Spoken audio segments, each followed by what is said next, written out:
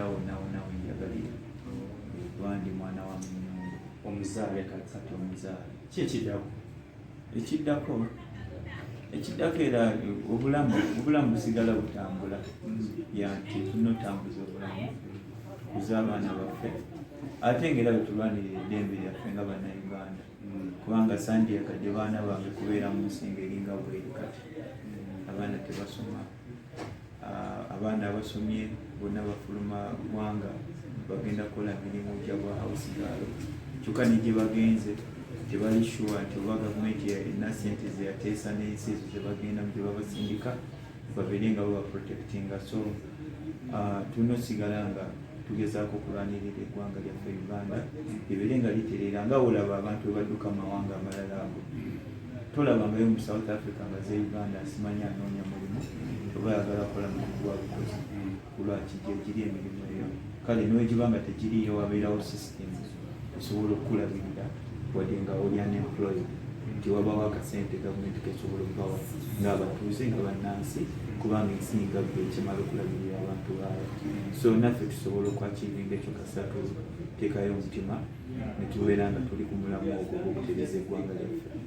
Nga kino kyawedde ekisooka ekiwa abazadde okutuzaala tugenda gye mu kanisa.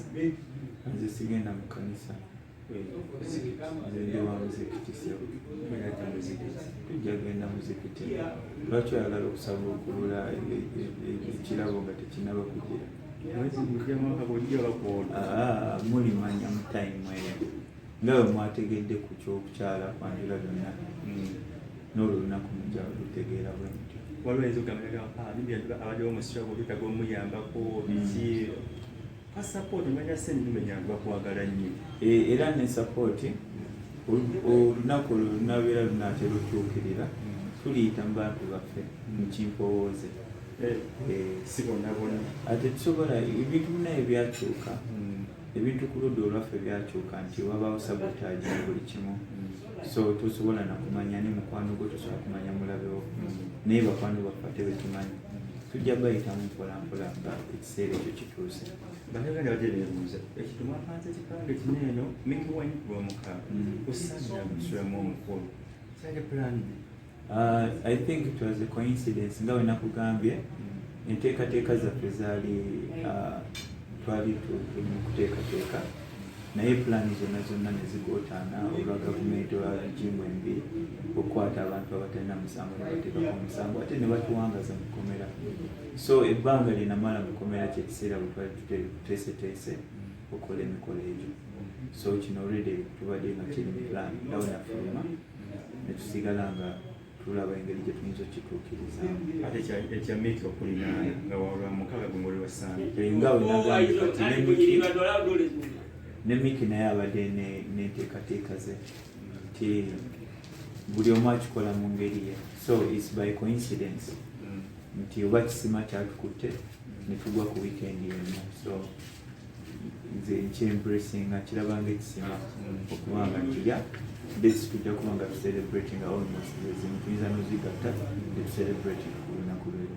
Abantu abalowooza nti baba bali mu struggle abatalina kusanyuka bagamba bati struggle liganise kukola mikolo manyi abantu gye beeri boogera ebintu abantu basobola okwogera bwe batyo naye mu struggle oba ne famire oba n'obulamu bwo nti tosobola nti ndi mu struggle kati obulamu bwange bwakoma nti ate wekijja mu famire weetaaga emikisa gy'abazadde ate obeera omunywevu mu famire yonna yonna gy'ogenda otambula n'ebisima ebyo.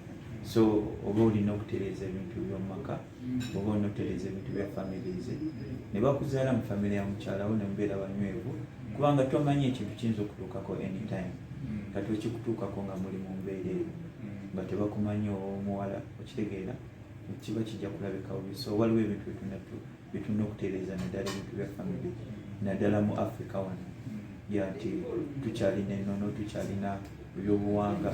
So tulina okutuukiriza enkola ezo tulabe nga tufuna emikisa gy'abazadde baffe. Wagamba nti oli mukolo nyingi gyalavaako katono nnyo weekend maybe walikize emikolo gikuwuuba kusomba bikookolo otya amuyimbe munamu omulangira Ssuuna yakutte munyamuliro munnaffe n'abalako kkooti akyakitali ensonga y'omuyimbi n'omunnamawulire muyinza kukyogera kkooti esalikulekesa batuuse okwesibya ebyamatemera. Nze ndowooza wandibaddewo enkola esingako awo okutuuza sayidi zombi. Usually neomugenda mu kkooti ebawa chansi okumedietinga nemutuulamu nemulaba musobola okugonjoola ensonga ezibakyankanagiza. So nze nabadde ndowooza nti enkwata ennungi yandibadde yakusooka kutuula kulaba engeri gye bagonjoolamu ensonga ezo nga baziggyemu ab'obuyinza, kubanga baaba obuyinza gwe mulimu gwabwe oli wakola omusango. Naye ng'ate n'ekirala abayimbi ne media houses tuli family emu, nti wembeera nti ne entertainment n'omuntu akola ku TV abeera mu entertainment, so n'omuyimbi ali mu entertainment. Kati nga family kino ekizibu twali tusobola okukimaliriza nga ffe ab'omu nnyumba netakitwala wabweru. So era yes ensobi zibeerawo, naye nze nandisabye omulangira Ssuuna n'abawa chance ne batuulamu ne boogera ne balaba nga ensonga bazigonjoola. Showbiz era nga ogamba showbiz is show business, nti bintu byakwerabisa. Kitegeera nti kulabisa your lifestyle yengeri gye weetunda naye brand yo ogirabisiza otya. Kitegeera nga olaba mu Bible omusajja omu yali omubi ennyo nga tebamwagala, naye kubanga yalina akawaani ka showbiz Zakayo yawalampa omuti. Kitegeera mu bonna Yesu gwe yalengera kubanga yasobola okwerabisa. So ne kakati era bamusomako mu Bible. So showbiz obonna okwerabisa ng'omuntu, kati n'abantu bennyini kati namwe muli mu showbiz kubanga omulimu gwammwe kulabisa bigenda mu industry. Munnamawulire kati mu journalism buli mulimu guliko ethics zaagwo. Omusawo alina wakoma, journalist alina wakoma. So sometimes kyetagamu okubeera professional, nti kale oyinza okuba nga okola omulimu naye ate tolabisa nnyo munno okugenda mu personal life, kubanga oyinza okikola ate no ending ng'ohatinze omuntu oyo. Nti mu nsi z'ebweru omuntu bayinza omulabisa nakomitinga ne society. So gwe ng'omuntu tulina okukola gino emirimu nga tulimu ak'obuntu. Kitegeera mu Africa tulina obuntu nti buli omu muganda omuyise nga muganda wo. Gwe kyokola muno wandyagadde bakikole, kale wekuba kulabisa wandyagadde bakulabise bwe batyo. So tuteekemu ak'obuntu. So twandikozeseza amateeka g'obuntu yatubeere nga tuteekamu obuntu bulamu. Okay, recently last week isima yagenda abawakaadi ey'okugula woofiisi naye olunaku olwaleero omulamuzi amuggalidde era ensonga yeemu.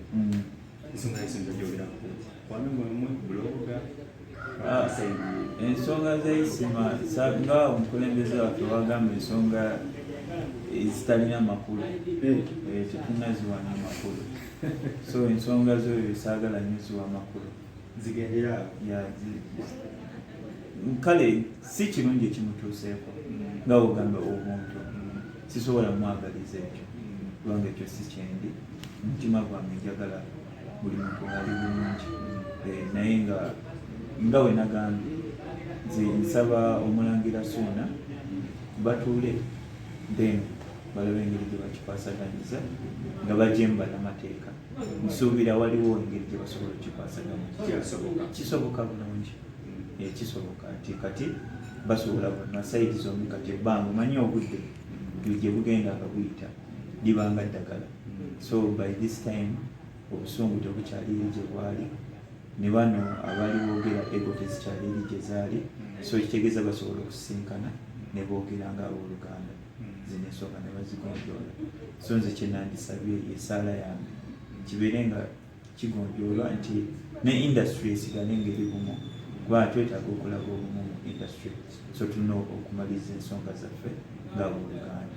Ekisinga yabaire ennyonta muziki kiki Nubian abantu bakubanja okubakomawo omuziki era omusanze mu studio mukama wange kyekireeta ku studio tulina enyimba ezigenda ofuluma enyimba zokuzikola era kulolwa ekimukulu principal waliwo ezange newabaawo nezikolabo